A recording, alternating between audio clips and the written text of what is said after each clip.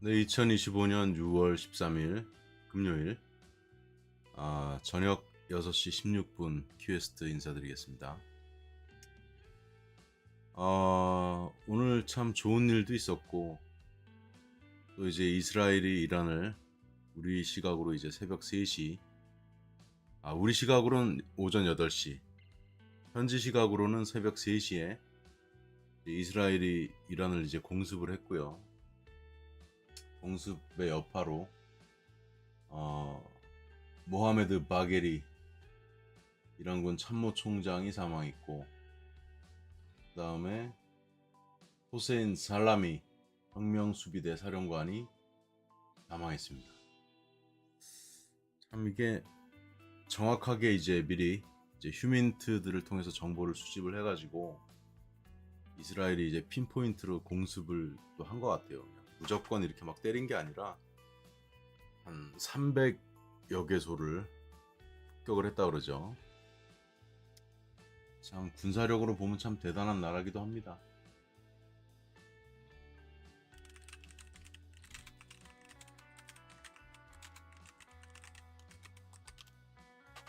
자, 오늘은 그래서 좀 설명을 좀 드리고 앞으로 이제 이스라엘 이란 작년에도 사실은 붙었었어요. 작년 4월에 공습을 한번 이제 하러 갔었고 그 다음에 이제 9월 달에는 그때 이제 기억하시겠지만 어, 그때 어떻게 했냐면 이제 간부 암살을 했었죠. 이제 그죠? 그때 또 헤즈볼라 지도자의 그 나스랄라라는 사람을 건물을 습격해가지고 암살했었고 작년 4월 상황이 이제 올해랑 좀 비슷한 거죠. 이제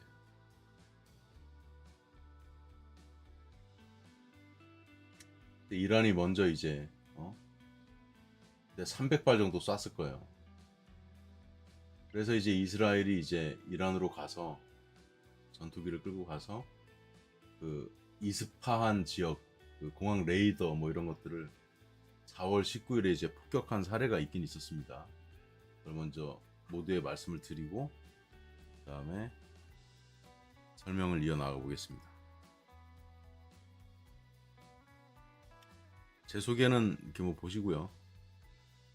그 오늘의 주제는 이제 이스라엘 이란 이제 영향은 사실은 공습 영향은인데 그 썸네일에 이제 공습 글자까지 집어넣으면 글자가 너무 안 보일 것 같아서 오늘 썸네일에는 아까 보여드린 대로 이스라엘 이란 영향은 이렇게 써놨습니다. 자, 우리가 먼저 이제 간단히 사전 지식을 좀 알고 이번 상황을 보면은 저와 함께 앞으로 이제 이번 사태가 어떻게 흘러갈 것인가에 대해서 전망하는 게 도움이 되지 않겠습니까? 그래서 이제 굵은 것만 제가 정리를 좀 해왔어요. 79년도에 이제 이슬람 혁명 이후에 그때 호메인이라고 이제 우리가 예전에 많이 봤던 그 터번 쓰고 나온 지도자가 있었습니다.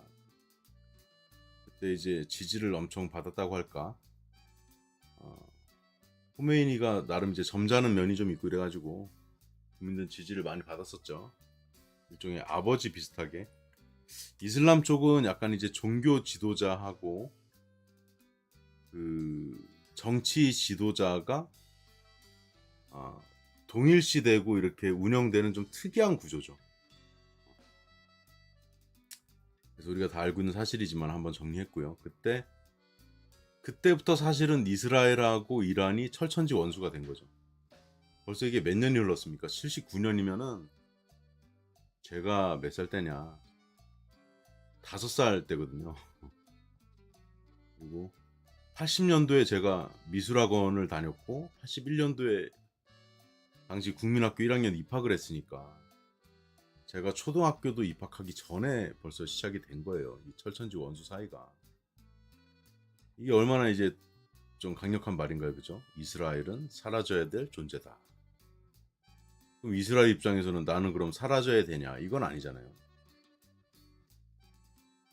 그리고 그동안 이제 전개되어 온 걸 보면은 레바논에 이제 헤즈볼라라는 세력이 있잖아요. 그리고 가자 지구에 하마스가 있었는데 우리가 이제 영어로 얘기하면 이제 프락시 워라 그래서 프락시가 이제 뭐 우리나라 말로 하면 뭐 프락치 뭐 이거의 원어가 이제 프락시죠. 프락시가 이제 대리하다, 대리인 뭐 이런 뜻이 있는데 프락시 워라는 뜻이 이제 쉽게 말해서 대리 전쟁이다. 이게 말인즉슨 이란하고 이스라엘이 이제 영토는 엄청 떨어져 있기 때문에 거의 1,500km, 뭐 가장 짧은 국경도 한 1,200km는 되기 때문에 이란은 공개적으로 그렇게 말한 적도 있고 아닌 적도 있지만 레바논에 이제 헤즈볼라를 지지해 가지고 이스라엘을 괴롭혀 왔고 또 가자 지구에 또 하마스를 지원을 해 가지고 이스라엘을 괴롭히는 그런 대리전 성격의 전쟁을 이제 전개를 해 왔었다. 이스라엘이 이제 그걸 다 아니까 얼마나 이스라엘 입장에서는 이란이 정말 눈에 가시죠. 그런데 이제 2006년 이후에 이란이 이제 핵 개발 의혹을 받으면서 막 그 유엔 이제 그 핵 위원회 이런 데서 사찰을 나가요. 나가는데 걸렸어. 이렇게 막 핵 개발하고 이런 게. 근데 이제 이란이 계속 우리는 하겠다, 핵 개발하겠다 이렇게 빡빡 우기고 이렇게 나오니까 안 되겠네 이거 이란. 유엔에서 이제 제재를 시작합니다 이제. 그래서 경제 제재를 주로 시작하는데 이란에서 이제 무기 수출을 하는 게 주요 비즈니스 중에 하나였거든요. 니네 이제 무기 수출하지 마. 안 돼 니네 이 새끼들. 수출이 안 되는 거면 수입도 안 되겠죠 당연히 그죠. 그리고 주요 부품 뭐 하여튼 웬만한 건 안 됩니다 수입이. 그래서 일종의 이제 이란이 섬이 된 거예요. 근데 그래서 이제 금융자산도 동결이 돼가지고 우리나라하고도 이제 채무 관계가 있고 그래가지고 우리나라가 이란에 이제 받을 게 있었거든요. 받을 게 있었나 줄 게 있었나 갑자기 헷갈리네. 하여튼 우리가 받을 게 있었을 거야. 그래서 그걸 못 받다가 지난번에 약간 풀려갖고 또 조금 일부 받네 마네 하다가 막 그런 일이 있었죠. 그래서 이런 상황인데 자 그러면 퀴즈 한번 내볼까요? 자 이란은 대한민국 면적의 몇 배 정도로 클까요? 자 가볍게 여러분들하고 찍는 타임이죠. 이거 뭐 이란이 우리나라의 이제 면적의 몇 배인가 하면은 13.5배 정도 됩니다. 그러니까 꽤 크죠. 독일이 우리나라보다 한 5.5배 정도 그 정도 되거든요. 그러니까 독일의 한 2배 정도 그렇게 된다. 일단 머릿속에 좀 넣고 계시면 될 것 같고 그리고 이제 우리나라보다 100배 큰 나라가 전 세계에 3개 정도 있습니다. 러시아는 물론 더 큰데 미국, 캐나다, 중국이 우리나라보다 한 100배 정도 큽니다. 대한민국 이제 북한 제외하고 대한민국 면적의 100배인 겁니다. 자 이렇게 사전 지식을 우리가 좀 정리를 하면서 자 그러면 그 우리가 불과 6월 15일에 오만에서 이스라엘하고 이란하고 이렇게 뭐 핵 협상을 또 하기로 돼 있었고 이미 미국은 이란하고 지금 5차례 정도 협상을 했는데 왜 자꾸 결렬이 되냐면 그 핵심이 농축 우라늄 시설이에요. 농축 우라늄 시설을 유지하는지 여부가 협상의 핵심 쟁점이었습니다.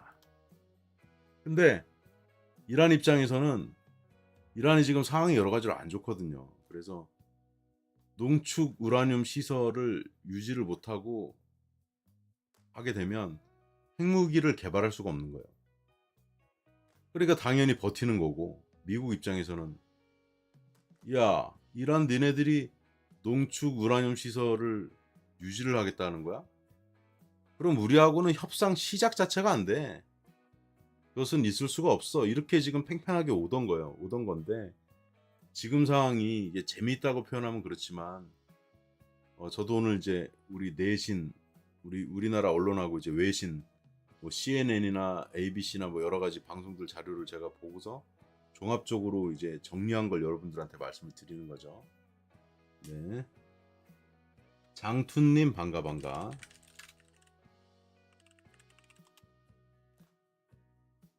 자, 그리고 이제 제 의견 말고 다른 분들 의견도 많이 들어보세요. 근데 저는 또 제가 국제 정세를 바라보는 또 그 시각이 있거든요, 나름. 그걸 말씀드린 거고, 물론 저도 틀릴 수 있다는 전제하에 말씀을 드릴게요.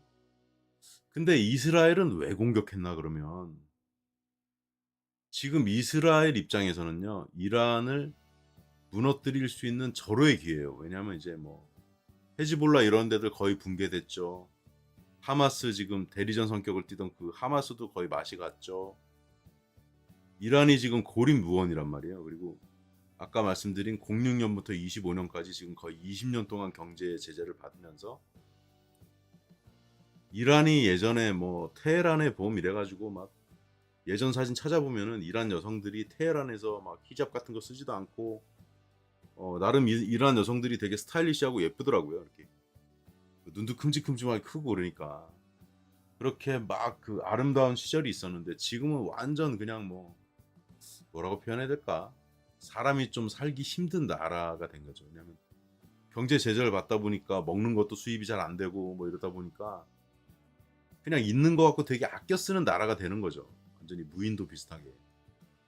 그런데 이스라엘이 이란을 공격한 이유는 크게 두 가지로 정리할 수 있겠는데요. 첫 번째는 이란을 지금 아예 그냥 나라를 완전히 파괴시켜갖고 망하겠다 그 정도는 아니지만, 이란을 지금 칠 수 있는 가장 좋은 타이밍이 맞고, 두 번째는요, 그 네타냐후 총리 있잖아요. 네타냐후 총리가 그 가자지구 전쟁이 지금 생각보다 너무 길어지면서, 가자지구 우리 전쟁이 벌써 언제부터야? 가자지구 전쟁 시작일 잠깐 채찍한테 좀 물어볼게요. 이게 시작이 된 게 벌써 횟수로는 2년이 넘었어요. 언제냐?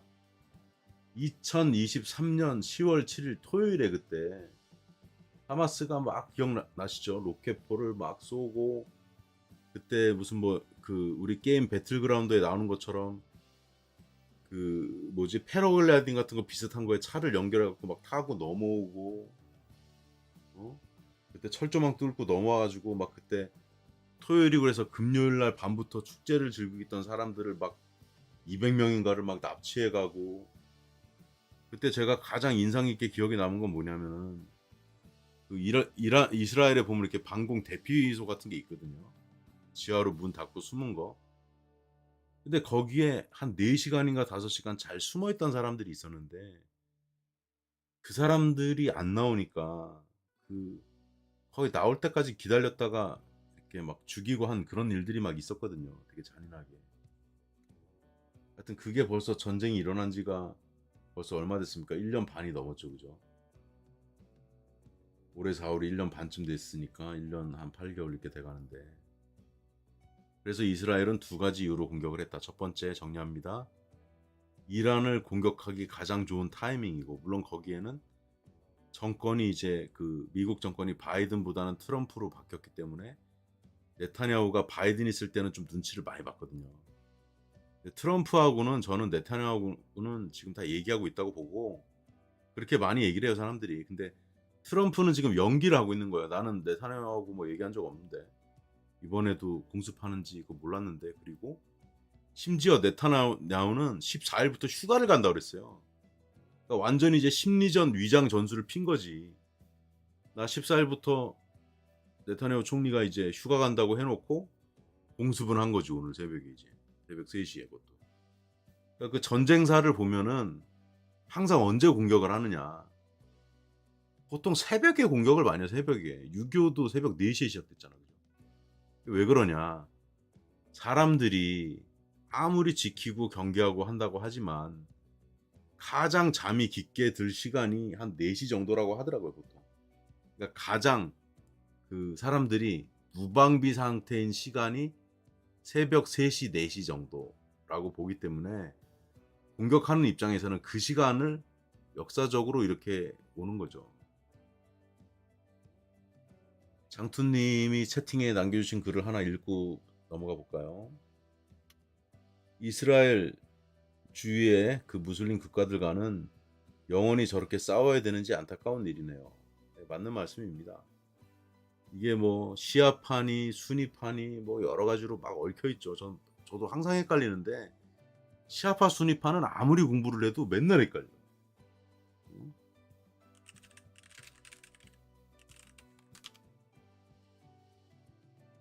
이란은 또 시아파죠, 시아파.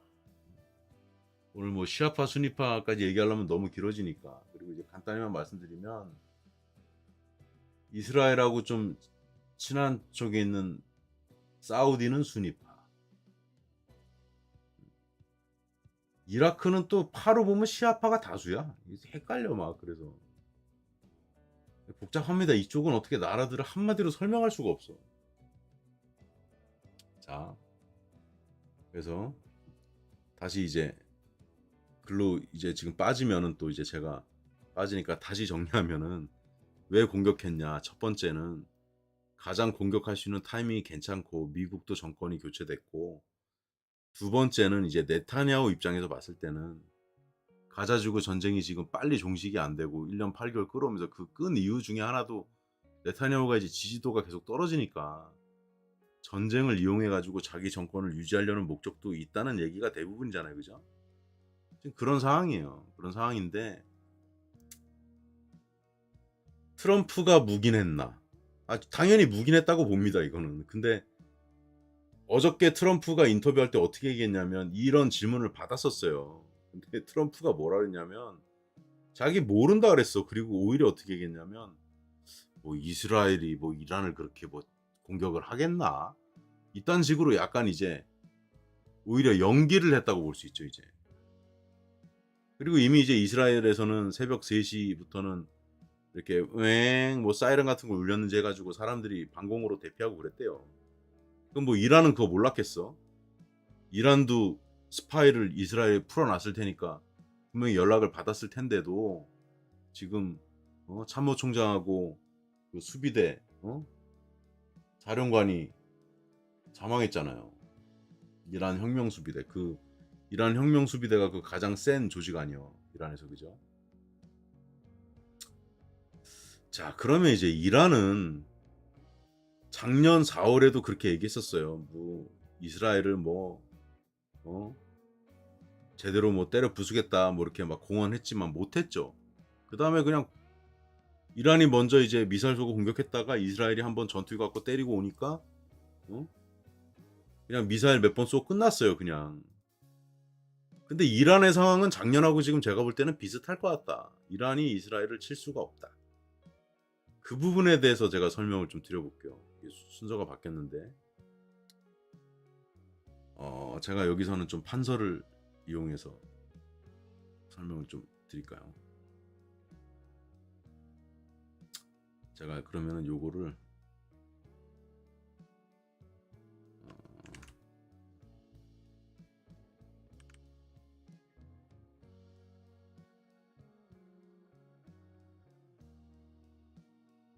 자, 판서를 이용해서 한번 설명을 드려보겠습니다.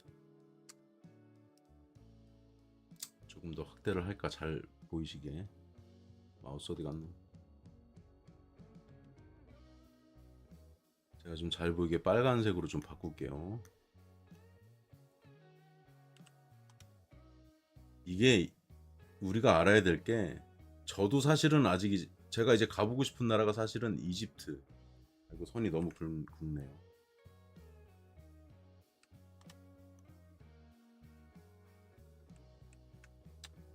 이제 이집트도 있고 여기에 있는 나라들 다 가고 싶은데 아직 이쪽에 있는 나라는 제가 못 가봤어요. 터키도 상황이 안 좋아서 지금 못 갔고. 자, 일단 오늘 이제 얘기가 세면 안 되니까 이스라엘, 여기 테헤란 여기가 있습니다.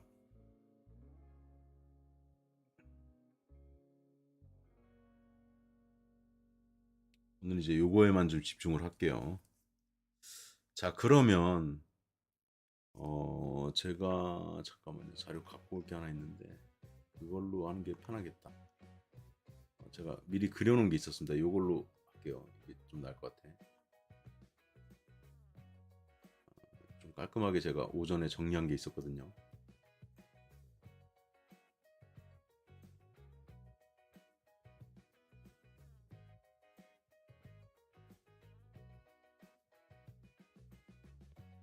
자, 보이시죠? 이게 원래 빨간색이 칠해졌으니까 제가 이제 색깔을 좀 바꾸겠습니다. 이게 보면은 여기에서 그 이스라엘에서 아유 이거 잠깐만. 자, 이스라엘에서 쉽게 얘기해서 이 테헤란, 이란이잖아요, 이란. 이 국경이 이렇게 있단 말이에요. 그러면 얘네들이 어떻게 공격을 하러 갈까를 제가 계속 궁금해가지고 제가 이거 생각한 것보다 약간 경로가 다를 수 있는데 제가 생각한 경로예요. 이게 시리아하고 이라크가 있잖아요. 근데 여기가 이제 사우디거든요, 사우디.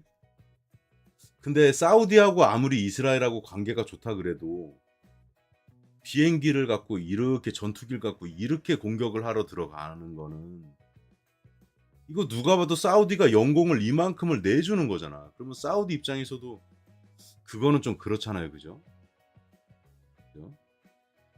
여기 잘 보시면 예전에 이제 그래서 자꾸 얘기 새는데 이라크가 이제 쿠웨이트를 침공했던 이유가 쿠웨이트는 사우디와 거의 한 몸이나 마찬가지거든.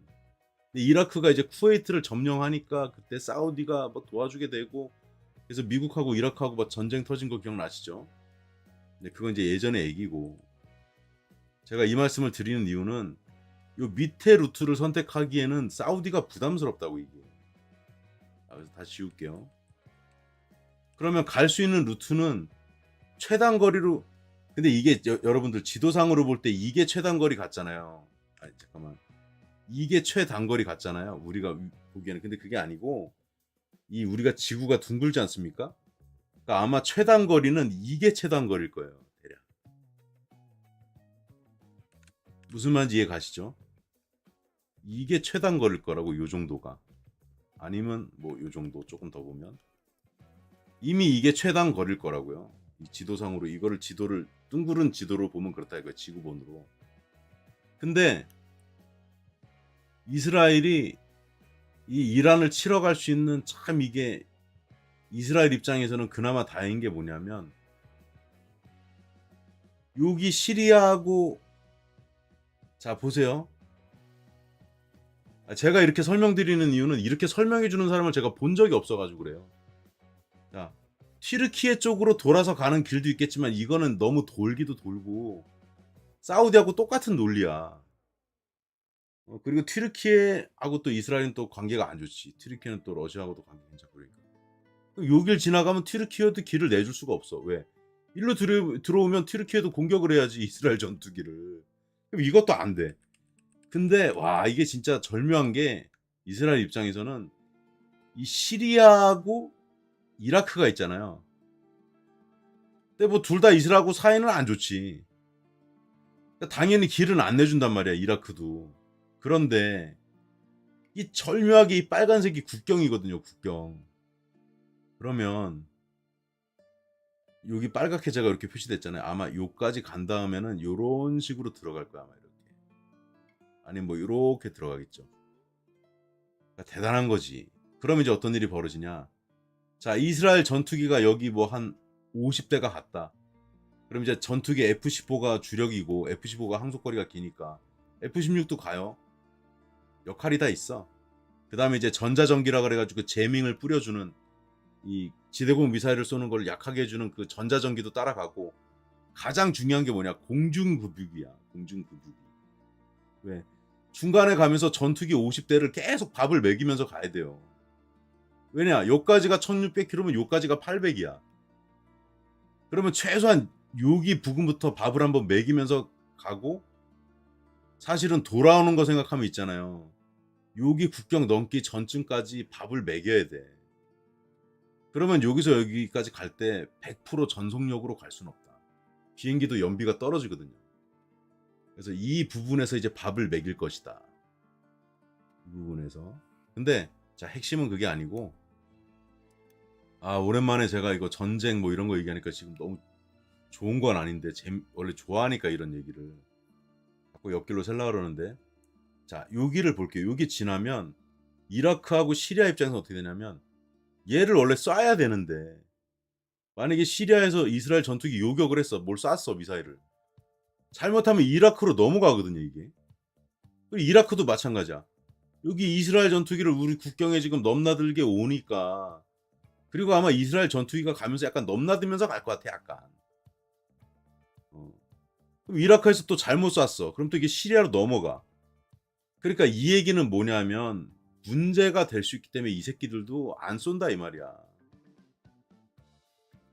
아, 전투기 밥 흥미롭네요. 예, 맞습니다. 왜냐면 그 상식적으로 설명을 드리면요. F-15 전투기가 대략 한, 이거 우리나라 대구 기지에 있잖아요. 그죠? 이게 한 1500km 정도 가요. 작전 반경이. F-16은 이거 절반도 안 돼. 800km밖에 안 돼요.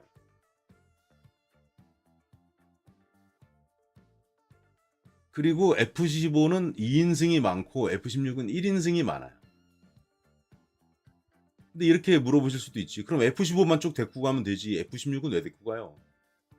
아, 그게 또 그런 게 있습니다. 이게 역할이 또 나눠져 있기 때문에. 그리고 상식적으로 아시면 좋을 것 같은데, 비행기는 보통 4대가 한 편대로 많이 움직여요. 4대. 그래서 어떻게 움직이냐.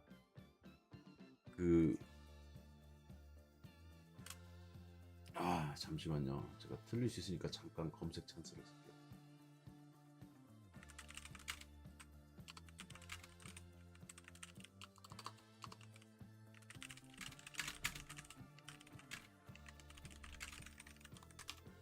제가 용어가 갑자기 생각이 안 나가지고.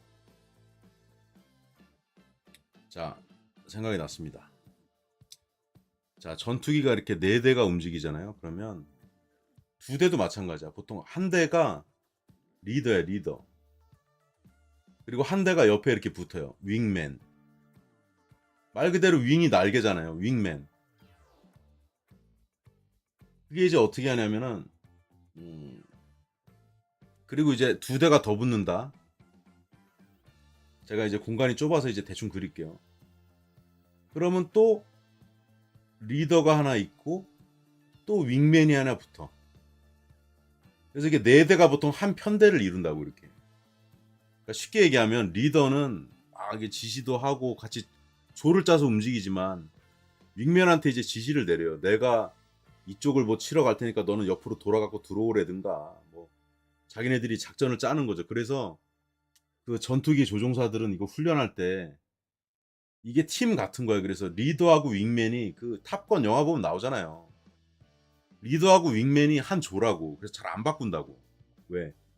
둘이 서로의 그 실력과 성향과 이런 걸 정확히 파악하고 있어야지. 예를 들면 나는 이제 위쪽으로, 얘가 자꾸 새네 이게. 자, 리더가 이제 위쪽으로 나는 이렇게 해서 내려오는 쪽으로 들어가겠다 그러면 윙맨 보고는 너는 밑으로 들어가서 이렇게 거꾸로 돌아 나오래든가. 뭐 이런 거를 하려면 서로 호흡이 맞아야 되는 거예요. 호흡이. 근데 자, 제가 갈 때 몇 대 간다 그랬어요. 한 50대는 갔을 거예요. 그러면 4개 조 곱하기 10개 조가 나오는 거야.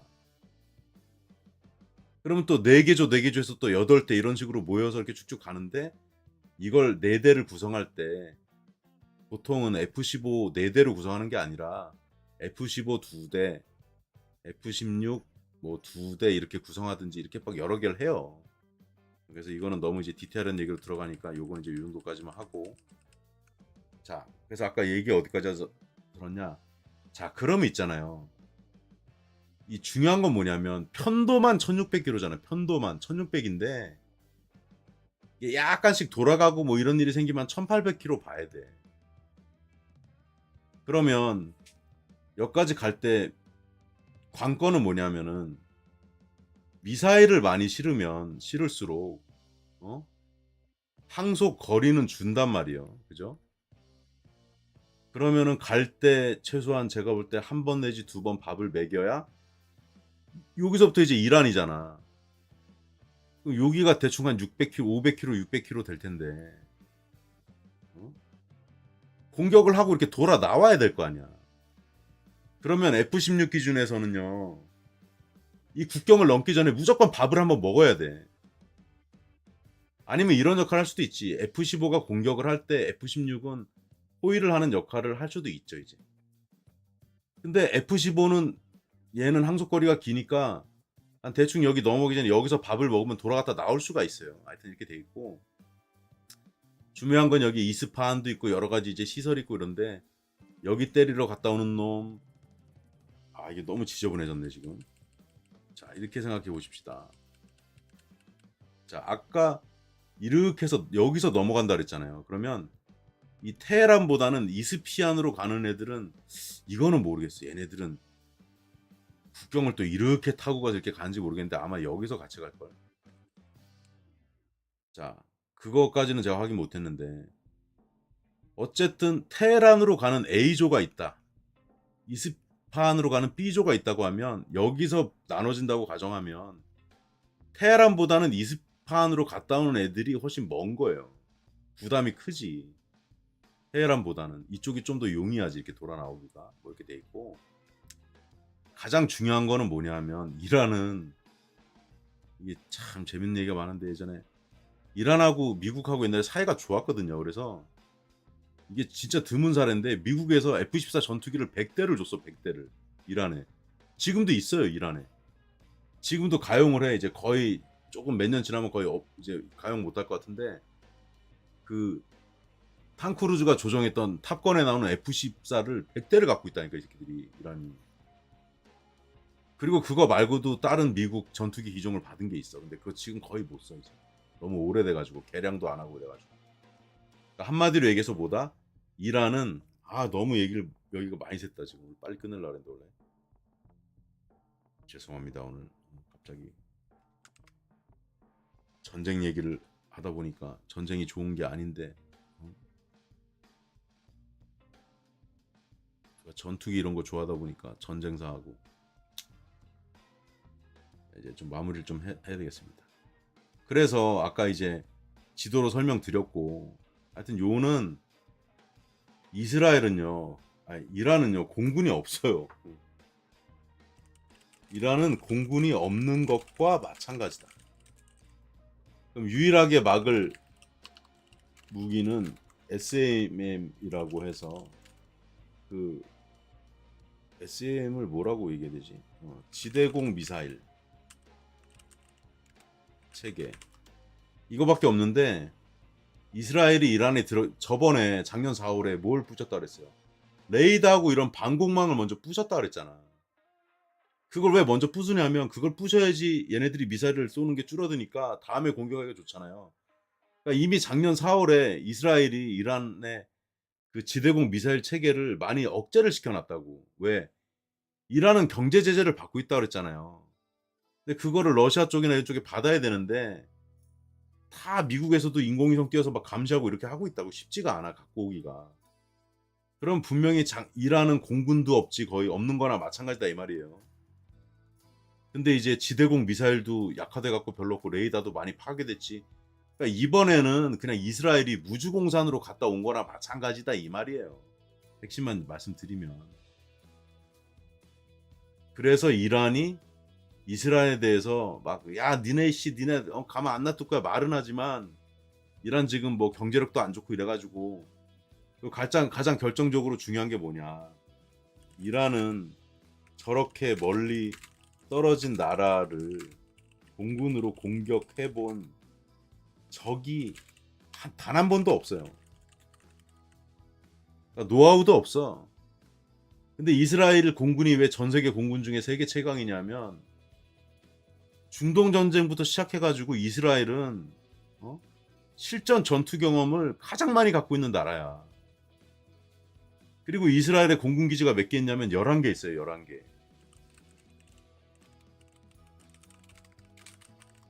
근데 이스라엘이 우리나라 땅덩이의 몇 배인가 한번 잠깐 채팅한테 물어볼까?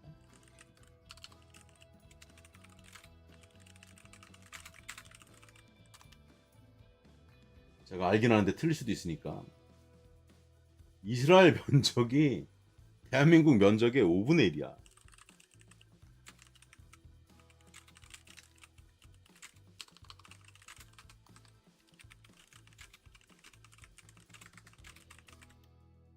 자, 상식적으로 생각을 해보자고요.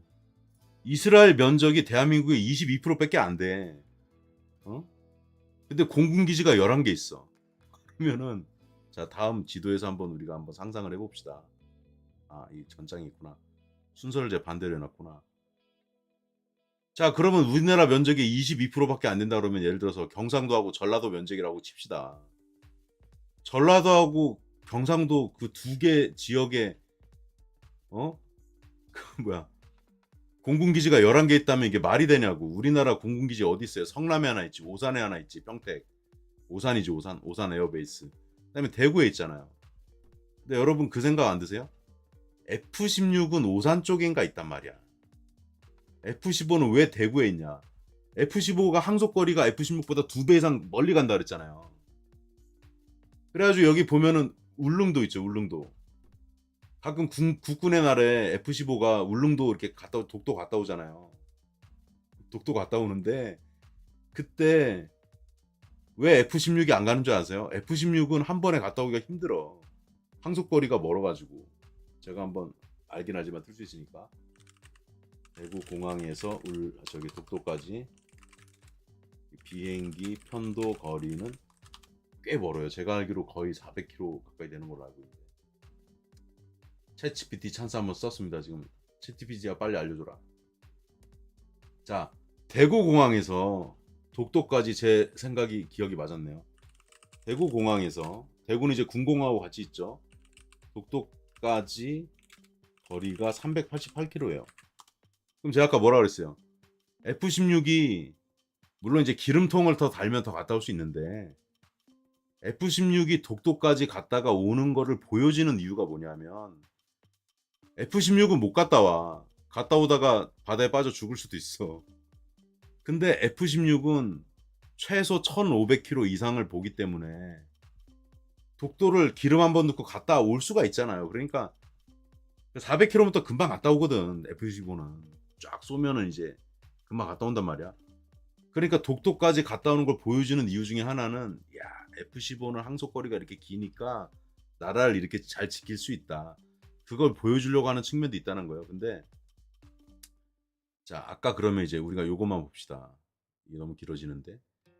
이스라엘이 이제 이란 쪽이 아니고 이쪽을 친다 그러면 어디까지 칠 수 있냐? 그 거리가 이번에 작전한 곳이 리비아도 때릴 수 있지. 여기 수단도 때릴 수 있지. 예멘도 때릴 수 있지. 아랍에미리트도 때릴 수 있지.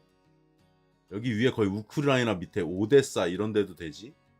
불가리아 뭐 거의 여기 유럽, 그러니까 여기서 좀 한참 더 가야 독일 나오는데 이탈리아 남부 정도는 때리는 데까지 갔다 온 거예요. 자, 그러면 이거를 제가 이제 어림셈으로 이렇게 한 것 때문에 조금 정확하지 않을 텐데 거의 맞을 거예요. 자, 대한민국 서울에서 만약에 이번 작전을 했다면 여러분들이 상상을 해보시라는 거야. 대만까지 치러 갔다 오는 거예요, 대만. 근데 우리가 보세요. 제가 대만을 한 번밖에 못 가서 정확히 기억이 안 나는데 3시간 반인가 4시간 걸렸던 것 같아요. 인천공항에서 대만 타이페이까지 비행 시간은 챗GPT한테 물어보겠습니다. 지금 제가 하는 역할이 약간 이런 거죠. 제가 이제 비행기 아까 그 2개 편대에서 제가 리더 역할이면은 챗GPT가 지금 윙맨 역할을 해주는 거야. 윙맨한테 물어보는 거야. 내가 공격할 좌표 네가 찝어가지고 미사일 쏠 좌표를 갖다 나는 지금 뚫고 들어갈 테니까 좌표 4개 찍어줘 뭐 이런 걸 하면 윙맨이 그런 역할을 막 해준다고요. 자, 일반적인 비행 시간은 한 2시간 40분 정도 걸린다고 이제 나오네요. 일단 3시간 잡아야 되겠지. 보통 비행기가 한 800km 이렇게 나니까 속도를 800-900km. 근데 이제 뜨는데 시간 걸리고 여기 인천이 또 골 때리는 게 뜰 때는 북한 쪽으로 뜨잖아. 이렇게 떠서 이렇게 돌리잖아요, 비행기를. 이렇게 뜬다고 비행기가 인천공항에서 이렇게 떴다 이렇게 와. 그리고 착륙하는 거 북한 북쪽에서 남쪽으로 착륙해. 아닌가? 갑자기 헷갈리네.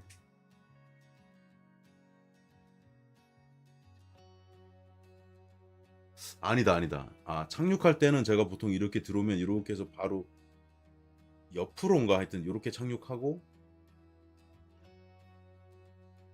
이륙할 때 그거는 가는 나라보다 방향이 다르다. 제가 아까 얘기한 건 약간 정정할게요. 그게 어느 나라로 가냐에 따라 좀 방향이 유턴하기도 하고 좀 바뀌는데 하여튼 그게 중요한 게 아니니까. 자, 일본은 사정권에 다 들어와요. 그럼 어디가 되냐? 삿포로가 생각보다 되게 커요. 그 삿포로가 그 홋카이도.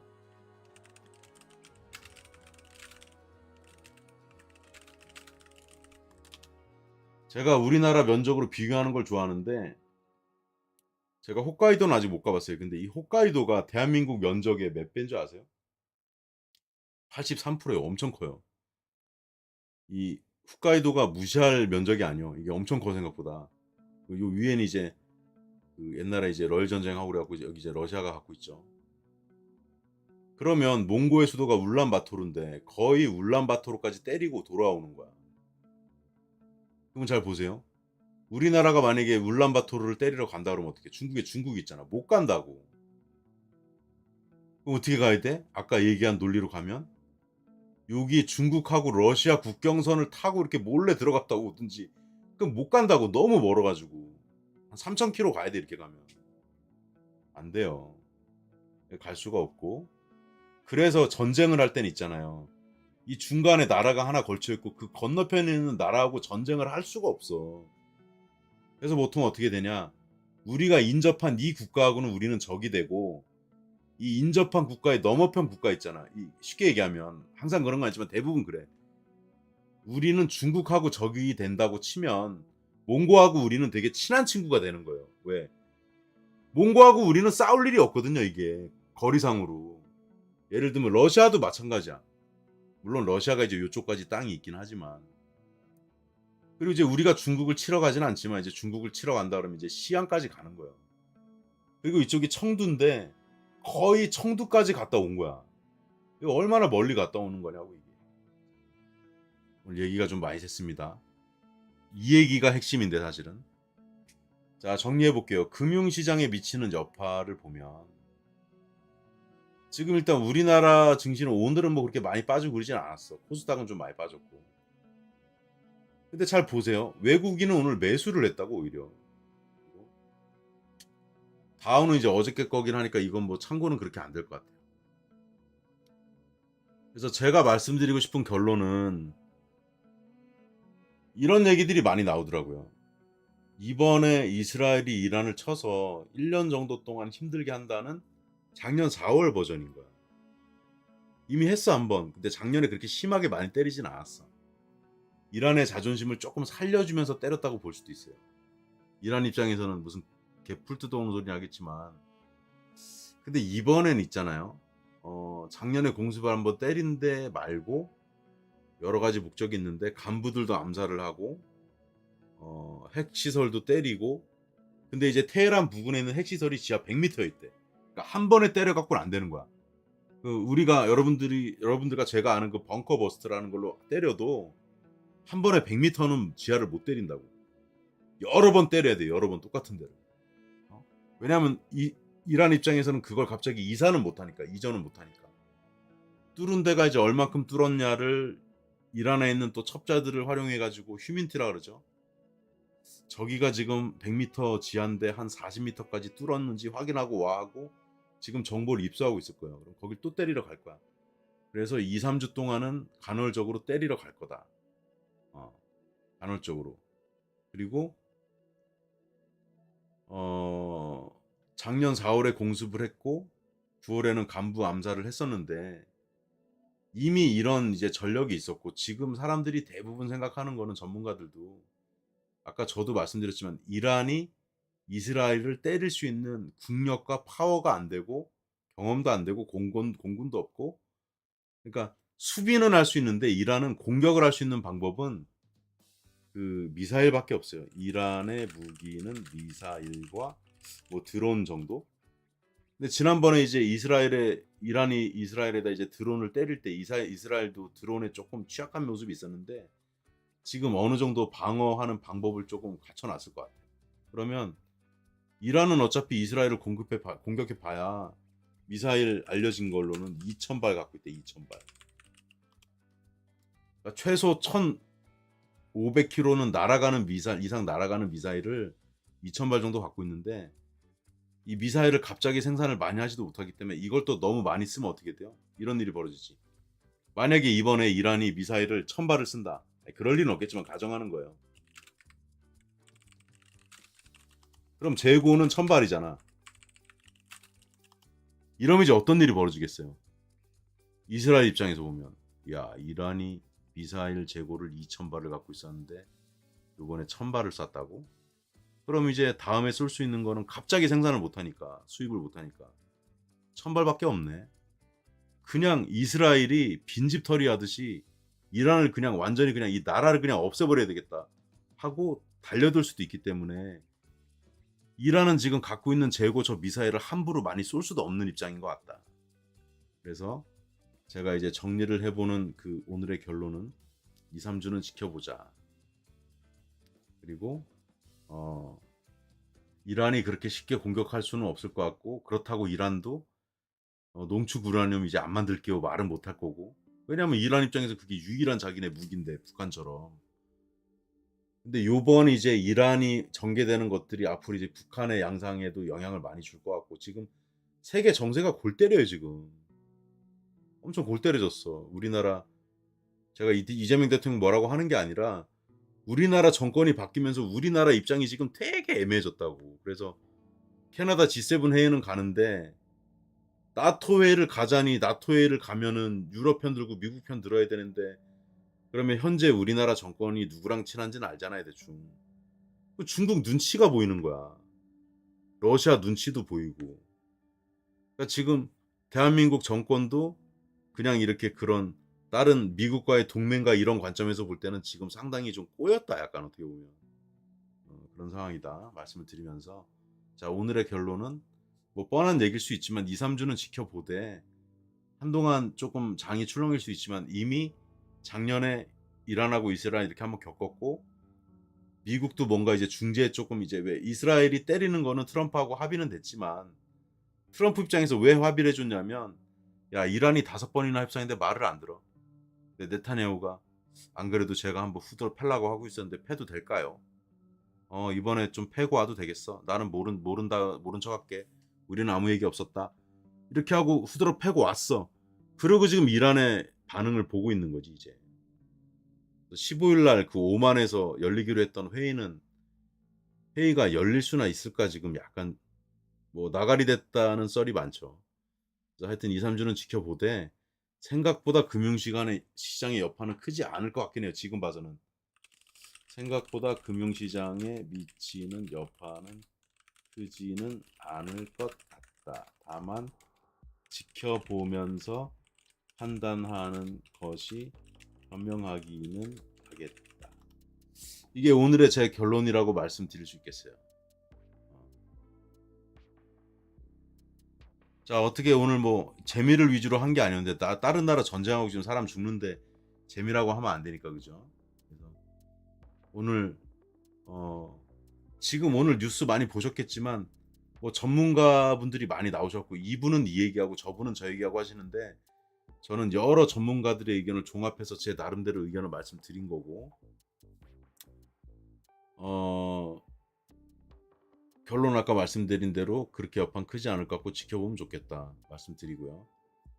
자 혹시 질문 있으실까요? 자 10시 4분인데 오늘 불금이잖아. 쉬셔야 되니까 또 질문 주시는 동안 셀프 광고 좀 할게요. 한 2분 동안. 오늘 이제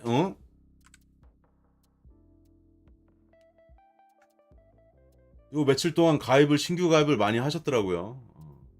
감사드리고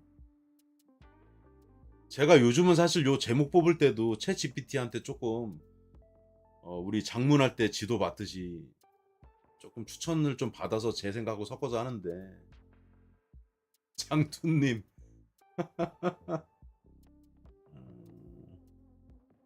짜고 치는 고스톱에 개인 투자자들은 피 보는 듯. 그 말씀도 맞는 말씀이죠, 그죠?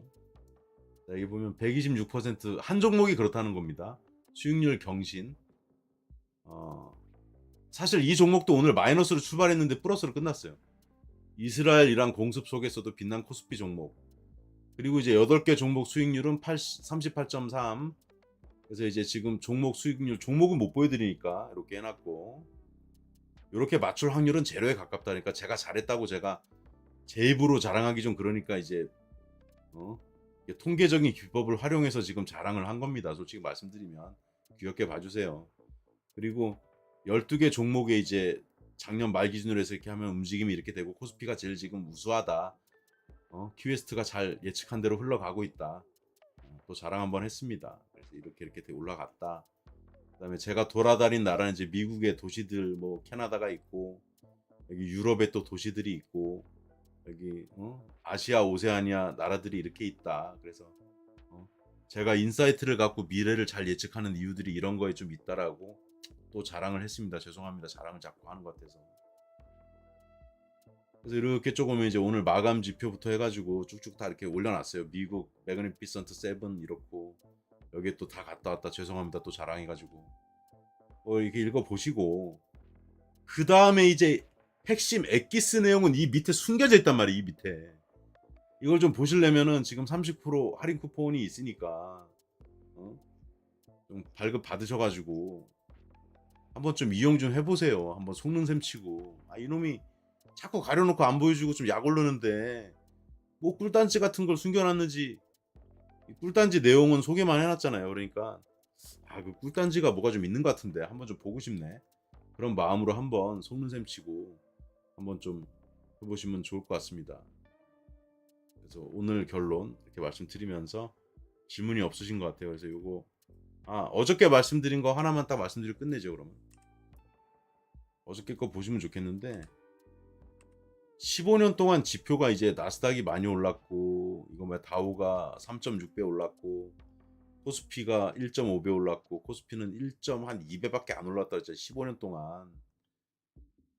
그래서 어저께 그 내용에 설명한 건 오늘 못하니까 어제 영상을 보시면 저는 오늘 시청하신 분들은 어제 영상은 꼭 좀 보셨으면 좋겠어요.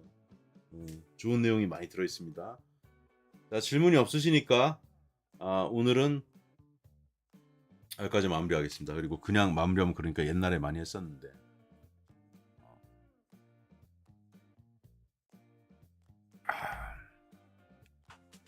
뭐를 할까? 제가 조지능 성대모사를 좀 잘해보고 싶은데 잘 안되더라고요. 부산 사투리 밥 먹나 할 때 문나 잘 안되는 것 같아. 문나 끝을 내려야 된다는데 그냥 한번 해봤습니다. 오늘 그 즐거운 금요일 불금 보내시고 전쟁이 날 것 같아서 조금 우울하지만 여기까지 큐에스트였습니다.